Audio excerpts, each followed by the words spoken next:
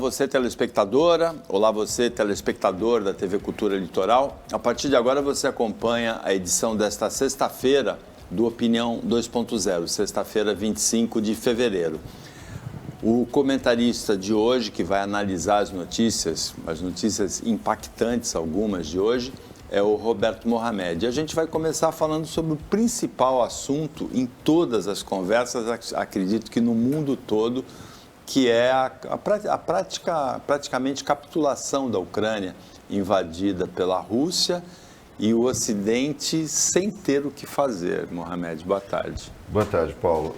É engraçado que hoje eu alternei no rádio do carro entre a Bandeirantes, ouvindo comentários inteligentes, ou pelo menos realistas, e eu nunca ouvi um festival de bobagens como eu ouvi ouvindo a Jovem Pan no programa às 10 horas da manhã, 10 e pouco, que é um programa de rede. Tem uma cubana lá que só fala bobagem. Eu acho que ela é débil mental. É uma coisa assim absurda.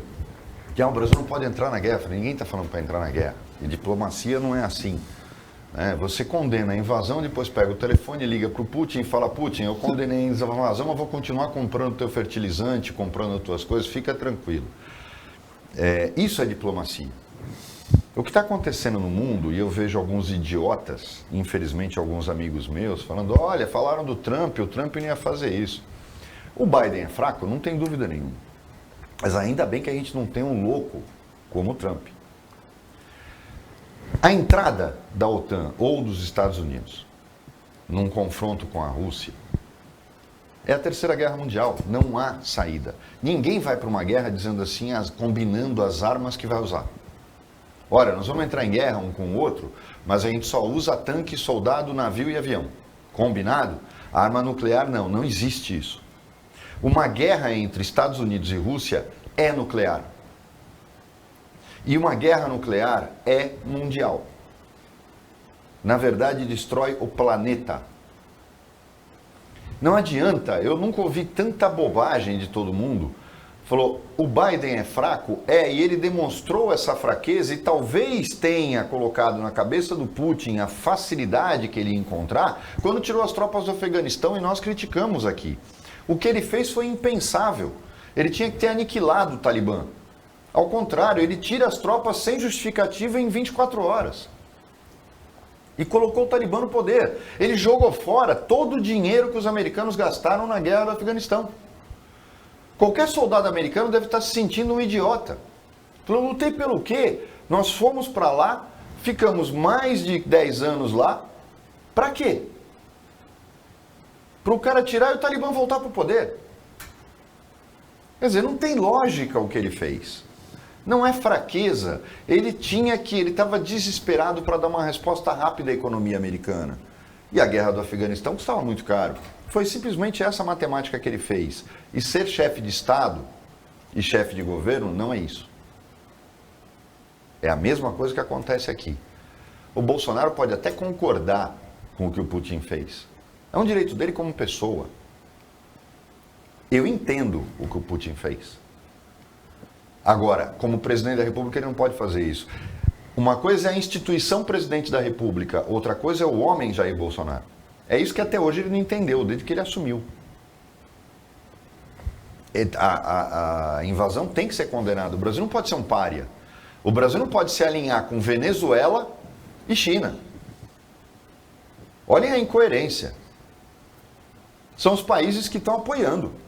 A China espertamente está quieta, porque vai usar desculpa para fazer o mesmo em Taiwan. E já está provocando Taiwan há 2 dias.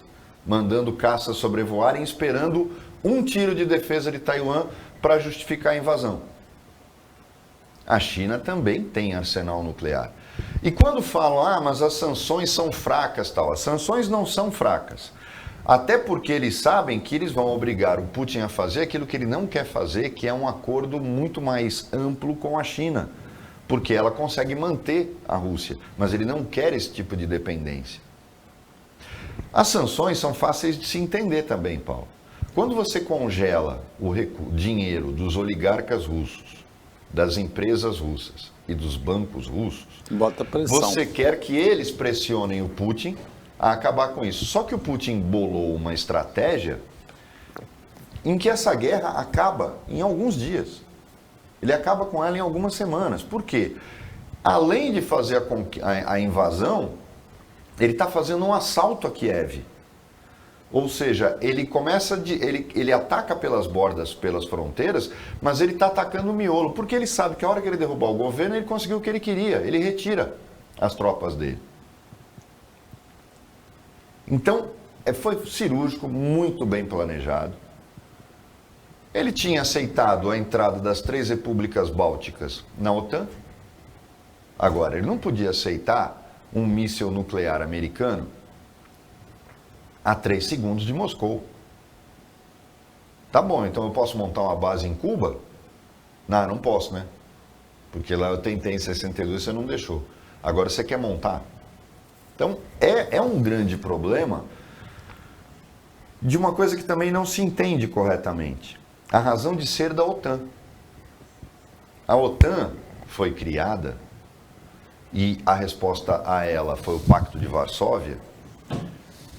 Só que a partir do momento que o Pacto de Varsóvia ruiu, porque o Pacto de Varsóvia era a OTAN dos países comunistas, ela também deveria ter deixado de existir. A indústria bélica americana é que financia a manutenção desses instrumentos de consumo de armas americanas. E ninguém se toca. Toda essa pressão vem pelo fato de que o mundo precisa continuar fabricando armas. Até o dia que alguém botar um basta nisso. E esse alguém só pode ser de um lugar, dos Estados Unidos. Então, lamentar que o Trump não é mais presidente, nós já estávamos numa guerra mundial com aquele louco na presidência americana.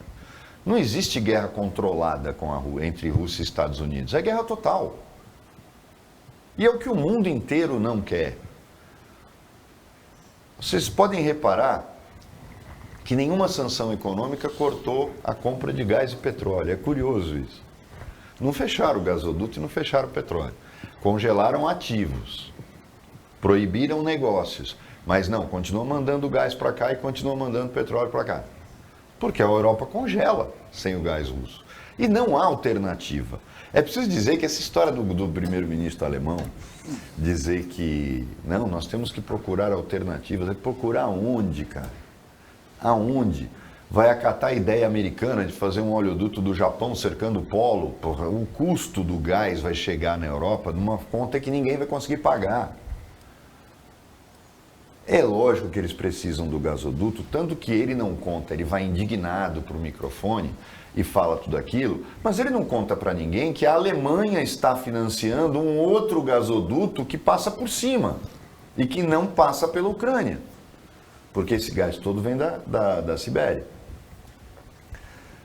Diplomacia é a arte de fazer o outro pensar que você vai fazer uma coisa e você vai fazer outra. Isso é diplomacia. Que é o que o Bolsonaro não entende, porque ele é burro, além de tudo. O Mourão, como vice-presidente, não devia ter falado o que ele falou, porque ele é vice-presidente. Mas ele não está absolutamente errado. Bolsonaro devia ter copiado o que ele falou e não desautorizá-lo, que é o que ele sempre faz. Porque o bom senso desse governo está no Mourão, não no sociopata e dos seus 3 filhos problemáticos. E aí a gente vê o Brasil com a possibilidade de ser um pária internacional novamente, se alinhando com Venezuela, que tem aquele débil mental na presidência, e se alinhando com a China, que papai e os 3 filhinhos tanto criticaram. Tem sentido. Você pode fazer uma diplomacia dupla? O Getúlio fez e deu super certo na Segunda Guerra Mundial. Ele mandava os agentes da polícia dele treinarem na Alemanha com a Gestapo e agradava os americanos. E em 41 ele fez leilão. Ele fez um tremendo leilão e ganhou uma usina siderúrgica dos americanos. Isso é diplomacia. Principalmente para um país do terceiro mundo. Ganhou as instalações de Natal também, não é? Então, é simples. A gente precisava ter um cara minimamente inteligente na presidência e, infelizmente, não tem. Essa guerra não vai ser longa, ela vai acabar logo, porque o objetivo dela é claro. Eu não acho que a Rússia queira anexar a Ucrânia, ou reanexar a Ucrânia. essa história do Biden foi tão fantasiosa, ele quer retomar a União Soviética. Não, talvez ele sonhe com o Império Russo, mas jamais com a União Soviética. Porque ele não quer isso. Seria uma anexação forçada, não tem cabimento hoje. O que ele vai fazer? O mesmo que ele fez na Bielorrússia, que é do lado. Ele vai derrubar o cara, amarrar o governo ucraniano e colocar alguém que ele queira lá. É isso que ele vai fazer. E o mundo vai respirar em paz, dizendo que ele teve juízo, fingir que não viu nada e a gente volta à normalidade. Nesse meio tempo pode ser que a China fale, pô, eu tenho que invadir Taiwan antes que a guerra acabe, porque senão eu não vou ter timing para isso. Então a gente pode ter mais um probleminha aí durante o carnaval. Agora, a guerra, ela provoca deslocamento de ucranianos, então tem a questão não só dos refugiados, como é que o Brasil vai se comportar, porque os brasileiros que moram na Ucrânia, tem jogadores de futebol, inclusive, eles estão assustados com a proximidade das tropas soviéticas de Kiev, das tropas russas de Kiev, que é a capital. Mas eu acho que vai ter capitulação. Eu acho que os soldados ucranianos não vão à luta. Essa história de armar a população, que é isso, o civil não vai ficar dando tiro, porque ele sabe que é aquela história. Não, sem chance. Eu sei que eu já perdi. É como querer que um time reaja quando está perdendo de 7-0 no segundo tempo. Não tem mais reação. Fica esperando acabar logo para o suplício acabar e não tomar o oitavo. As tropas vão entregar, vão se entregando conforme as tropas russas forem avançando. O que eu vejo é o seguinte, estão querendo, lógico, colocar uma tinta preta na coisa. O refugiado ucraniano é completamente diferente do refugiado sírio, por exemplo. O refugiado sírio, ele é miserável, normalmente sem qualificação. O refugiado ucraniano é uma criança que viveu na União Soviética, estou falando de um adulto. Ele teve acesso à educação, muitos deles são formados, e eles estão fugindo do combate, eles voltam, eles não vão querer ficar como párias num outro país. A Rússia tem um desenvolvimento que está... A Rússia economicamente não é um país pobre, não é um país miserável, nem em desenvolvimento, ela é uma potência. E não é só por causa do petróleo, do gás, do milho e do trigo.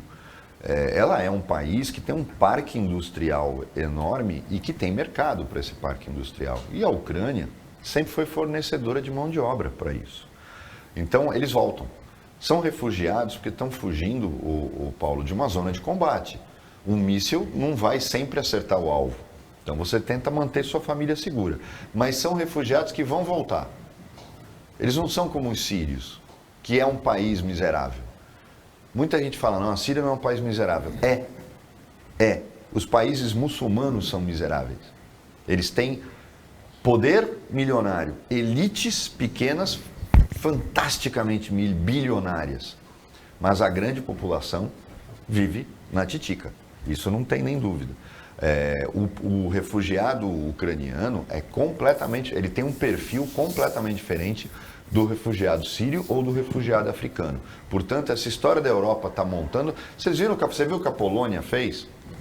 A Polônia montou centros de fronteira para dar todo... O comportamento foi completamente diferente. Estão abrindo, estão montando hospitais de campanha para receber, porque sabem que esse pessoal volta.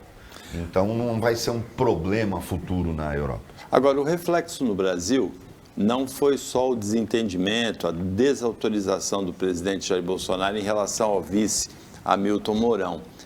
Foi também a falta de posicionamento do Bolsonaro. O Bolsonaro ainda não se posicionou e hoje eu achei interessante o colunista Leonardo Sakamoto, do UOL, ele diz, a última palavra do Bolsonaro em relação a esse conflito somos solidários à Rússia, que é o que ele falou lá. A última palavra dele, por enquanto, é essa. E a gente pode pagar um preço caro. A diplomacia dos Estados Unidos reclamou muito disso. Lógico, né? Mas e quando as pessoas falam, qual o preço que a gente paga? É muito simples. Quando o Brasil começa a se tornar um pária, no momento em que ele quer entrar na OCDE, ele quer ter voz ativa, ele quer ser chamado para conferências Conselho de Segurança.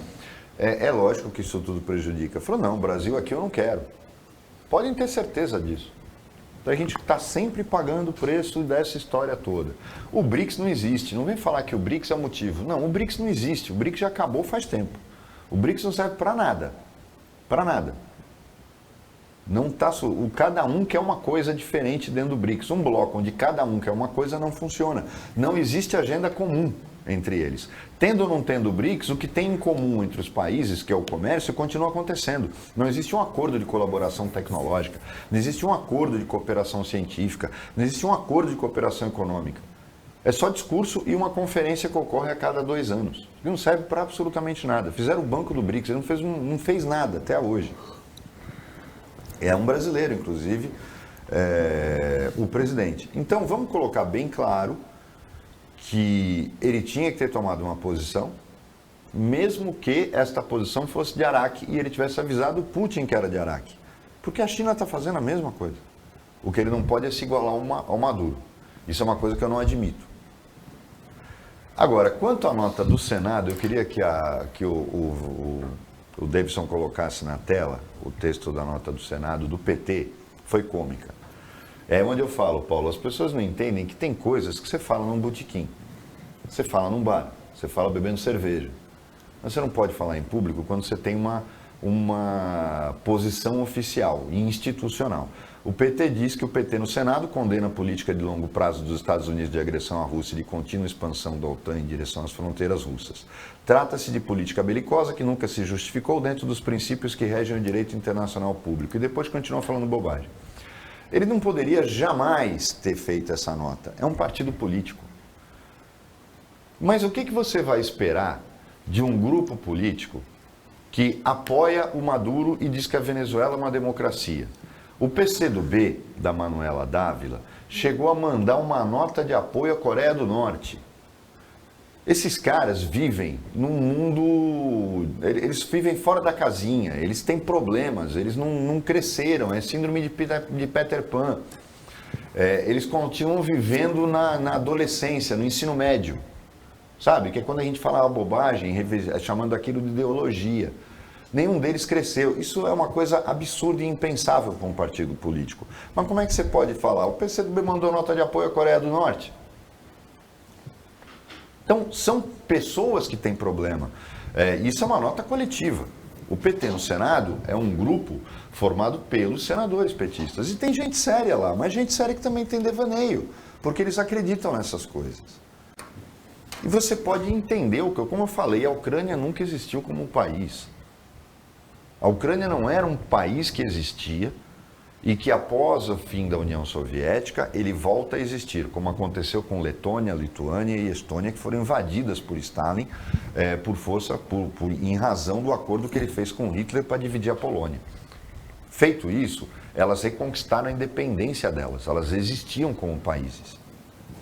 As repúblicas islâmicas da extinta União Soviética sempre foi uma forçação de barra.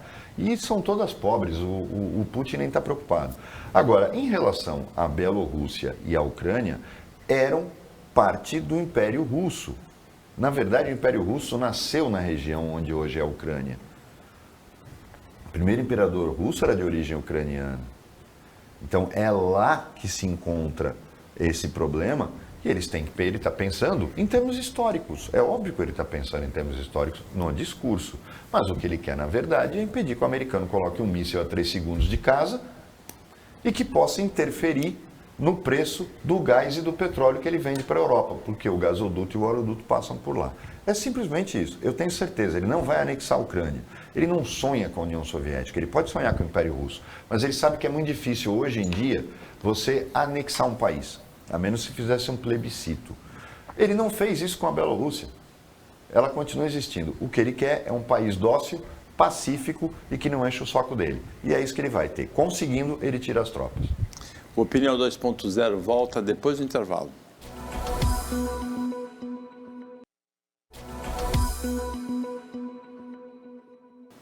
Voltando com a Opinião 2.0, o Roberto Mohamed, nesta sexta-feira, analisa as notícias com você. E essa notícia ele vai celebrar com certeza. A nova presidente do Condesb é a prefeita de Praia Grande, Raquel Kine, que substitui o primeiro dessa gestão municipal, O primeiro presidente do Condesb foi o prefeito de Santos, Rogério Santos. Você não vai celebrar? Porque, não, eu posso falar por quê? A Raquel Kine, tecnicamente, é muito preparada. Ela ocupou vários cargos na Prefeitura de Praia Grande e foi diretora executiva da Agência Metropolitana. Então, ela sabe com quem que ela está lidando, né? Paulo, ser prefeito não é ser técnico. Ser prefeito não é ser técnico. Essa pessoa, ela não tem a menor noção do que é fazer política. Ela sempre esteve ali do lado do chefe e fazendo o que o chefe mandava. Acho que ela continua fazendo o que o chefe manda. Acho. O prefeito de Praia Grande, na minha opinião, ainda é Mourão. Mas a falta de sensibilidade dela, eu soube de algumas coisas que ela falou para o Rogério nas reuniões do Condesb, como, por exemplo, que ele governa olhando para o próprio umbigo. Ela esquece o que ela fez. Quando ela liberou o Réveillon na Praia Grande, ela estava dizendo, dane-se todo mundo, quem ficar doente aqui eu vou mandar para a Santa Casa. Foi isso que ela fez. Ela é irresponsável porque ela sabe que ela não segura, ela não tem que segurar a onda. Se ela tivesse que segurar a onda, talvez ela pensasse duas vezes. Você vê que todas as posturas dela em um ano de prefeitura são risíveis. Negociação com funcionário público, educação, saúde. Ela não tem noção do que ela faz. Tecnicamente ela pode até acertar, Paulo, mas ela não sabe fazer política. Fazer política é muito mais complicado. Porque fazer política inclui administrar, nem precisa ser muito, porque você tem uma equipe para fazer isso, da qual ela fez parte no tempo do Mourão, mas você tem que fazer política, você tem que pegar uma Câmara que não vale nada e tem que negociar com ela o tempo todo. E você tem que ter peito e a garantia que a tua equipe está funcionando, porque não é fácil enfrentar essas câmaras daqui. Todas as câmaras de vereadores, não imaginem, não pensem em vocês que no litoral elas são ruins. Não, a de São Paulo é uma quadrilha. Então não imagine você que é o Guarujá que só tem bandido, que é Cubatão que só tem bandido, São Vicente que só tem bandido. Não, tem bandido em todas. Quando às vezes eu falo Santos é um pouquinho melhor, porque Santos tem pessoas que você reconhece grandes qualidades, pessoas que têm uma história, que são loucas por carguinho, que são loucas por um monte de coisa, mas tem história. E Santos tem oposição. Mesmo que sejam 3 vereadores, tem oposição. Nas outras, é praticamente 100%. Movido a grana, movido a envelopinho. O arquivamento do processo de impeachment do Suma no Guarujá foi vergonhoso. Se esse fosse um país sério, prendia todo mundo. O que acontece em Cubatão, o que acontece em São Vicente, inclusive vou aqui fazer um convite, porque a gente já está entrando em contato com a assessoria. Caio Amado, vem fazer com a gente, Caio Amado. Você tem muita coisa para falar, a gente precisa conversar com você. Na campanha você veio. Agora, depois de eleito, não vem mais, é só Instagram e Facebook, porque você só quer que falem bem de você e tirem fotinho e selfie. Não, Caio Amado, vem aqui, a gente não vai bater em você, a gente promete, tá? A gente vai tratar você bonitinho. Mas vem aqui, não foge, vem aqui. Vem fazer o programa sentadinho aqui do lado. O Rogério já veio, todo mundo, o prefeito de Cubatão vai vir, ele já disse que vai vir. Pô, vem aqui, não foge, não se esconde embaixo da cama.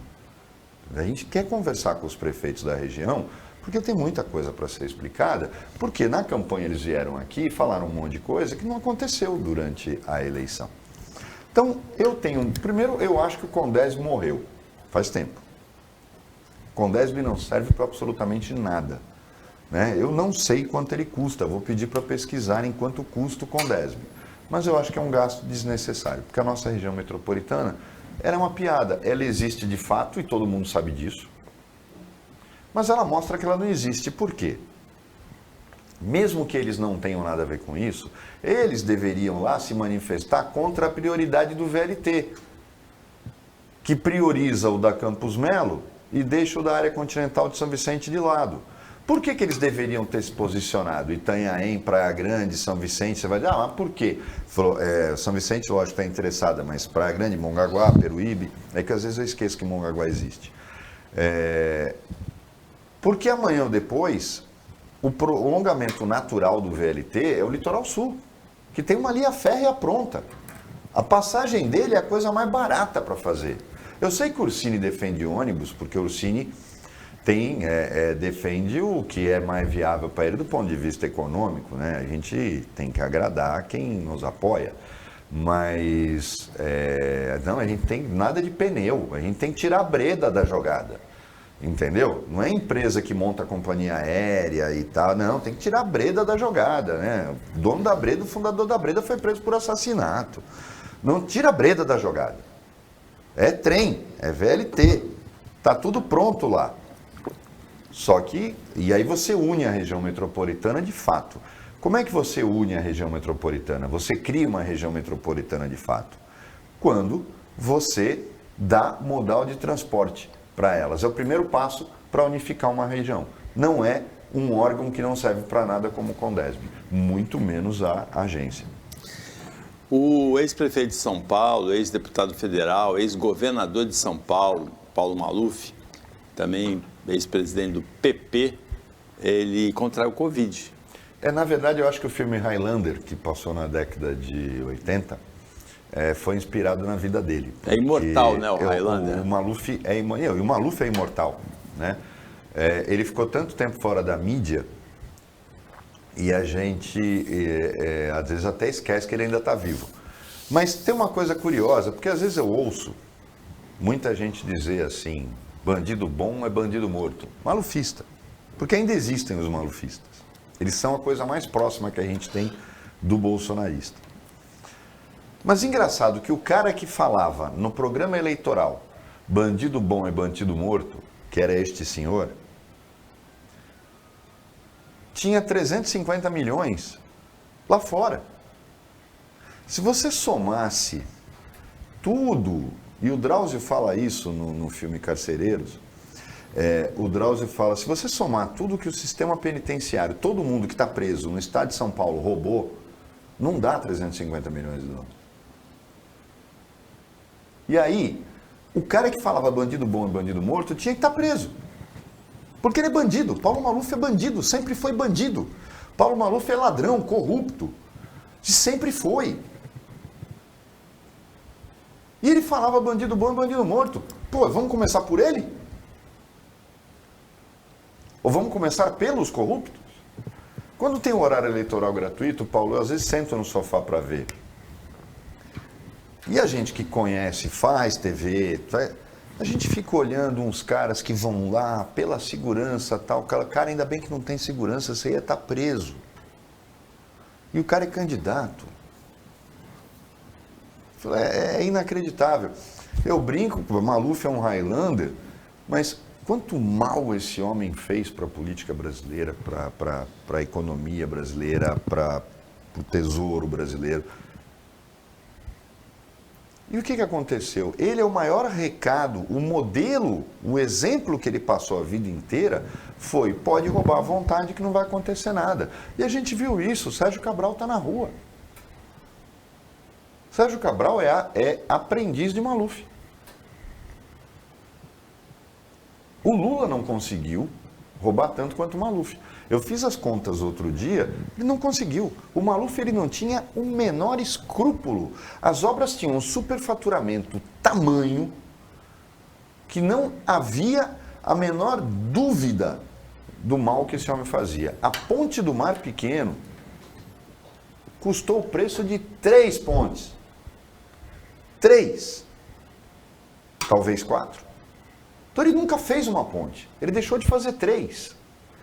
Só que ninguém consegue ter esta visão, é incrível. Eu nunca vi alguém chegar e falar, não, ele não construiu nada. Ele deixou de fazer muita coisa. Eu não lamento. Só poderia dizer, tomara que ele fique bom, para finalmente vê-lo preso. Só isso. Mas nessa idade... Nessa idade não pode ser preso. Pelo menos usando uma tornozeleira ia ser legal. O Paulo Maluf, uma das contribuições negativas que ele deu para a política brasileira foi a instituição da prática da compra de votos de parlamentares, né? Na eleição de 1982 para o governo de São Paulo, ele comprou primeiro os convencionais do partido, era o PDS na época, não era a Arena, PDS, não, PDS já, PDS é porque já tinha sido anistia. E depois ele comprou os deputados, né? Ele tentou fazer a mesma coisa 2 anos depois para ser presidente da República, mas aí não conseguiu. Mas aí era diferente, era um outro clima. Mas... o PDS rachado, e que foi a criação do PFL, porque Antônio Carlos Magalhães não engoliu Maluf, Sarney não engoliu Maluf. Existiam caciques no PDS que não aceitavam o Maluf. E aí ele não conseguiu. Uma coisa é você comprar baixo clero, outra coisa é você comprar elite partidária. Elite partidária você não compra com dinheiro, você compra com cargo, com coisas assim. Eles não queriam negociar com ele, até porque já tinham negociado com o Tancredo. Agora, o Maluf não conseguiu, mas nessa manobra que começa no governo de São Paulo em 82 e há uma tentativa de continuação na eleição presidencial indireta de 84, está aí a origem do Centrão e da maneira como o Centrão se comporta. Ele é o pai de toda a podridão política que a gente tem, não tem dúvida. Opinião 2.0 volta depois do intervalo.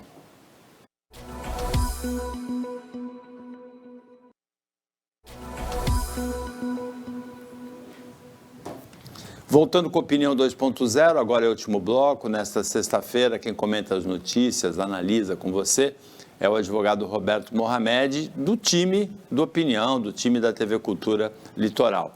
Uma notícia dessa semana muito interessante, Mohamed, é a da Petrobras. A Petrobras anunciou um lucro de 106,7 bilhões de reais em 2021. Só o 0,7 já é 700 milhões de reais. Se a gente dividir 106,7 bilhões pela população do Brasil, dá 500 reais para cada um no ano, né? Os acionistas da Petrobras estão felicíssimos. Então, foi uma distribuição de dividendos recorde. Recorde. Agora, como é que a gente pode analisar isso? Tem um lado muito positivo, que é o da recuperação da Petrobras, que foi jogada na lona pelos governos petistas, né? Com o escândalo do Petrolão e com ações equivocadas de mercado. Agora, tem um lado também negativo, porque a Petrobras, ela é uma empresa hoje que tem ações na Bolsa de Nova York, tem ações na Bolsa de Valores de São Paulo, tem acionistas, o governo é o maior acionista. Qual é a prioridade dela? É dar lucro para os acionistas ou é favorecer o desenvolvimento, favorecer o consumidor brasileiro? Aí entra aquilo que eu vivo falando aqui. Não vejo nenhum tipo... nenhuma razão para que se mantenha a Petrobras como estatal. Isso é um devaneio petista, é um devaneio da esquerda, dizer que ela é estratégica, ela não é estratégica coisa nenhuma. Olhem como é que ela tem agido nos últimos anos. O governo não pode fazer nada em relação a ela. Como é que uma empresa pode ser estratégica se cada passo do governo em relação a ela não pode alterar o humor dos acionistas? Ela já virou uma empresa privada. Então, o problema é que tem que vender o resto e deixar ela trabalhar e pagar imposto e royalty. É simples. É bem simples. E permitir, e quebrar o monopólio mesmo, trazer outras empresas para cá que vão poder explorar de forma melhor o combustível, mas o principal, abrir a concorrência do fornecimento de combustível. Todas as bandeiras de posto de gasolina que você tem que comprar... gasolina da Petrobras, diesel da Petrobras. Isso tem que acabar. Por que a Ipiranga não pode ser também não pode ter refinaria, não pode pegar e fornecer e abrir concorrência com a Petrobras? Por isso que ela dá esse lucro. Todo mundo que tem monopólio ganha quanto quer. O monopólio da Petrobras não é monopólio estatal. O monopólio estatal é o do governo brasileiro. Ele recebe royalties pela exploração de petróleo, ele recebe os impostos, o petróleo é nosso. Não importa se quem está explorando é a Shell, a Ipiranga, a Esso. Isso é conversa de esquerdista ignorante e semi-analfabeto. Porque a Petrobras hoje não é boa nem para os seus próprios funcionários. Então, eu não consigo entender nenhuma razão para que ela não seja totalmente privatizada. E, principalmente, quebrado todo e qualquer monopólio que ela tenha. Vai ter que concorrer com outras. E não importa a bandeira delas. Todas vão pagar royalty e impostos para o governo brasileiro, que é isso que importa. Estratégia é você fazer com que paguem mais pelo que você tem. Isso é, sim, posição estratégica. Não é beneficiar uma empresa que só está deixando acionista milionário. É isso. Agora, é bom a gente lembrar, porque muita gente ficou indignada com esse lucro dos acionistas da Petrobras, os dividendos recordes, e em relação à dificuldade da população brasileira com os preços dos combustíveis e que influem em todo o resto da economia e são talvez o principal fator inflacionário brasileiro em 2021, talvez seja o preço dos combustíveis, provavelmente é. Mas a gente não pode esquecer que há um tempo atrás, quando as ações da Petrobras despencaram, os acionistas perderam. Eles recuperam agora, mas perderam na época. Tem um desenho para fazer que é preciso entender isso. Ali foi momentâneo, ninguém perdeu nada. Perdeu na hora, na época. Perdeu na época e quem foi inteligente não vendeu as ações e hoje está rindo sozinho. Só idiota, aqueles idiotas que entram na bolsa sem saber o que fazem, é que venderam na hora. A ação da Petrobras não se vende. Isso como investidor. A Petrobras, a questão toda dos combustíveis, não é só a Petrobras. O governo ganha, o governo federal, aí vem lá o bolsonarista. Não, o governo federal tirou imposto, mas o governo federal é o cara que mais recebe dividendos da Petrobras.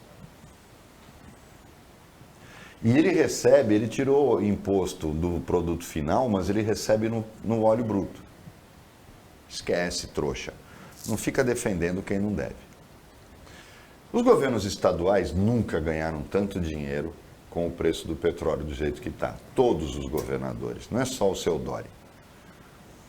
Todos os governadores estão indo sozinhos. Nunca entrou tanto dinheiro de ICMS no caixa quanto depois da alta excessiva dos combustíveis. E tem um detalhe, né? Todo mundo já percebeu, vai aumentar de novo. O dólar, o barril já está batendo recorde e vai bater mais ainda. Eu tenho certeza que ele chega a 105, 110 dólares o barril. Se isso acontecer, meu amigo, você não vai conseguir encher o tanque do seu carro. Esquece, ninguém mais vai andar de Uber. A gente vai ter que comprar bicicleta. Então, a gente está vivendo hoje um momento de hipocrisia generalizada. Todo mundo está ganhando dinheiro com isso. Não vem dizer que não está ganhando. Está lá. Todo mundo está ganhando dinheiro com isso. Então, hoje, dizer, eu vou manter a Petrobras porque ela é estratégica, nós temos que baixar o preço dos combustíveis, está todo mundo ganhando. Quem interessa e que poderia tomar uma decisão, está ganhando dinheiro com isso. E lembre-se, ninguém ganha mais dinheiro com a inflação do que o governo. Não esqueça disso. Os bolsonaristas, eu já disse 10 vezes aqui, olha como a economia cresceu, aumentou a arrecadação. Falei, isso é a maior forma de enganar trouxa. A arrecadação aumenta porque a inflação está alta. Então, o mesmo percentual sobre os mesmos produtos, com 10% de inflação, aumenta 10%. A economia não cresceu. A arrecadação cresceu. Inflação é boa para governo, para banco e para milionário. Mas até mesmo para o milionário, ele também está sempre correndo atrás do rabo. É difícil planejar com inflação. Então, os dois grandes beneficiários da inflação, que são governo e bancos, não vão abrir mão disso. Não vão abrir mão disso. É só você ver o silêncio do Paulo Guedes com tudo isso que está acontecendo. A economia do mundo inteiro está sendo afetada. Mas no Brasil é inacreditável o silêncio do ministro da Economia com tudo isso que está acontecendo. E não se toma medida alguma. A inflação vai disparar. O grande legado do Bolsonaro vai ser a inflação ter voltado. E não adianta dizer a culpa é do PT, o estrago que ele fez. O Bolsonaro teve 3 anos para arrumar a casa, não arrumou. Ah, teve a pandemia. Arrumar a casa não tem nada a ver com pandemia. Ele preferiu focar no único objetivo que ele tem na vida, mais 4 anos de mandato. Ele só tem um governo que só tem um objetivo, não sobrevive. Ou sobrevive, mas não deixa legado nenhum. Porque o único objetivo que o Bolsonaro tem, o único, é ser reeleito, Paulo. Agora, nesse caso, ele bateu o pé, ele reclamou, ele tentou baixar o preço dos combustíveis, ele mudou o presidente da Petrobras e não conseguiu. Mas ele sabia que não ia conseguir. Mas chiou, fez cena. Mas fez cena, e é o que ele faz cena. Ele sabia que não ia conseguir. Isso não tem dúvida nenhuma. Olha, vamos. Esse negócio de fazer cena é especialidade. O ex-presidente Michel Temer, ele equiparou o preço do petróleo ao nível internacional, uma medida do governo Temer. Exatamente. E vou dizer mais para você. Olhe para 1 ano e meio de governo Temer e veja o que é. O Temer só se perdeu porque ele fez aquela bobagem de receber aquele imbecil do Joesley na casa dele, aquele canalha do Joesley na casa dele, que gravou aquilo. E aí ele ficou se defendendo de um impeachment e isso atrasou um pouco o que ele estava fazendo. O melhor presidente que a gente teve, desde a saída do Lula, Dilma, Bolsonaro e Temer, foi Michel Temer. Michel Temer arrumou a casa. Talvez poderia ter feito mais se não tivesse caído naquela armadilha do canalha. Porque eles são tão canalha, gente, que eu vou dizer uma coisa para você. Se você, consumidor, soubesse como é que a Swift consegue congelar aquela carne daquele jeito, você não comprava mais Swift. Os caras estão abrindo uma atrás da outra, mesmo com escândalo, com dinheiro do BNDES. Se você soubesse o que vai na carne para ela ficar congelada daquele jeito, você não entrava mais em loja nenhuma da Swift. Para você ver o que esses canalhas fazem com o povo brasileiro. Né? Usam dinheiro público para crescer, ficar rico e ainda querem mais que a gente se exploda. Então, é preciso entender. Infelizmente, o exemplo do que foi o governo Michel Temer, ninguém quer nem ouvir falar do Temer e não olha o legado que ele deixou. Esse deixou legado. Agora, para terminar, Mohamed, a Prefeitura de Cubatão rompeu o contrato com aquela OSC Abraço, que mantinha aparentemente, né, um asilo, um centro de tratamento para pessoas idosas, de abrigo, mas, na verdade, utilizava o nome dos idosos assistidos para contrair empréstimos e, com a maior cara de pau do mundo, falou que fez isso porque tinha dívidas imprevistas, dívidas... Pouca gente sabe, a gente está montando uma equipe de jornalismo aqui, infelizmente ela ainda não está pronta, mas a gente vai começar a investigar esse tipo de coisa, mas a gente já convidou a Demário para vir para cá. Demário, não adianta mandar os caras embora, você não devia nem ter trazido. O que você tem que explicar aqui, ó, como é que você fez esse contrato emergencial? Né? Romper o contrato agora é jogar para a torcida, Demário. Explica para nós como é que você fez esse contrato emergencial com uma OS que não tinha sequer capacidade financeira de gerir o negócio. Explica para nós. Que contratação emergencial a gente sabe como é, né? Sacanagem pura. Então vem aqui, Demário. Explica para nós como é que você assinou esse contratinho. Mandar embora agora não adianta nada. Sabe, você vai levantar do banheiro sem usar o papel higiênico. A mancha está lá. Então você tem que vir aqui explicar para nós. Como é que você faz um contrato emergencial como OS que não comprova a capacidade financeira de gerir o abrigo de idosos? Eu acho que aí você deu uma bola fora, Demário, muito pesada. E tem muito para explicar. E a gente está te esperando aqui para explicar. O Opinião 2.0 chega ao final, agradecendo a participação do Roberto Mohamed como analista, comentarista, agradecendo o trabalho da equipe técnica e de jornalismo do Sistema Costa Norte, equipe antenada, esperta, atualizada, e agradecendo a você que acompanhou a gente mais essa edição e mais essa semana.